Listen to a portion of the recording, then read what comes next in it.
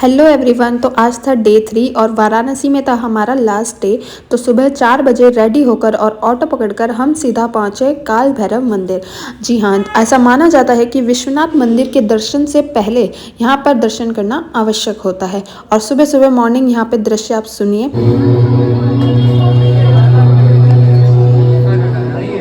काल भैरव मंदिर भगवान शिव के उग्र रूप काल भैरव को समर्पित है, जो शहर के संरक्षण या काशी के कोतवाल माने जाते हैं।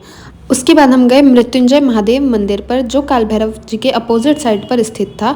यहाँ पर एक प्राचीन कुआं है जिसका पानी पीने से आपकी कई बीमारियां ठीक हो जाएंगी। एंड ऐसा माना जाता है कि यहाँ के शिव जी की पूजा करने से अप्राकृतिक मृत्यु का भी बचाव होता है। सुबह सुबह पहुँचने पर हमें यहाँ के आरती के भी दर्शन हुए और उसके बाद हम गए श्री काशी विश्वनाथ मंदिर में दर्शन करने के लिए। तो ये था बाहर का कॉरिडोर एंड उसके बाद हम अंदर गए और यहाँ पर लाइन लगी हुई थी एंड ये था मेन गेट। इसके बाद फ़ोन अलाउड नहीं था और आप भी दर्शन कर सकते हैं यहाँ पे काशी जी के। हमारे दर्शन बहुत ही सुंदर हुए। हम क्योंकि सुबह सुबह चले गए थे तो भीड़ कम थी। उसके बाद हम यहाँ बाहर आ गए कॉरिडोर में। हमने यहाँ पे पूरा देखा पूरा कॉरिडोर एंड उसके बाद हम जा रहे थे गंगा जी के दर्शन के लिए। दूर से ही देखा क्योंकि बाहर जाना अलाउड नहीं था।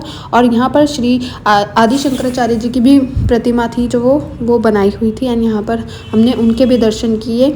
बहुत ही सुंदर ये प्रतिमा थी एंड यहाँ पे बहुत आनंद आया। थोड़ी देर हम कॉरिडोर में बैठे एंड यहाँ पे खाने पीने की भी सुविधा आपको मिल जाएगी। उसके बाद हम थोड़ा रेस्ट किया अपने रूम पे एंड फिर शाम को हम गए गौरी केदारेश्वर मंदिर पर। यह मंदिर केदार घाट के पास स्थित एक प्राचीन शिव मंदिर है। ऐसा माना जाता है कि इस मंदिर में दर्शन करने से भक्तों को उत्तराखंड के जो केदारनाथ धाम के दर्शन के बराबर ही पुण्य फल प्राप्त होता है।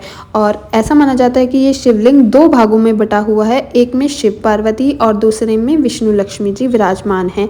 और यह शिवलिंग खिचड़ी से प्रकट हुआ माना जाता है। बहुत ही यहाँ पे हमें सुंदर दर्शन हुए। आप भी यहाँ पे आनंद ले सकते हैं। उस टाइम आरती का टाइम हो रहा था शाम की, तो हमने यहाँ पे वेट किया एंड आरती में हमने एंजॉय किया। उसके बाद हम पहुंचे अन्नपूर्णा अन्न क्षेत्र ट्रस्ट में। यहाँ पे पहले माता रानी के दर्शन किए, फिर यहाँ के भोजन के प्रसाद का आनंद लिया। यहाँ पे फ्री में भोजन कराया जाता है, तो आप यहाँ पर आ सकते हैं। तो यहीं पे हमारा वाराणसी की ट्रिप और यहाँ पे डे खत्म होता है। उसके बाद हमारी ट्रेन थी, स्टेशन पहुँच के हम ट्रेन से वापस आ गए। तो आपको हमारी वाराणसी की ट्रिप कैसी लगी बताइएगा एंड सब्सक्राइब करना मत भूलना।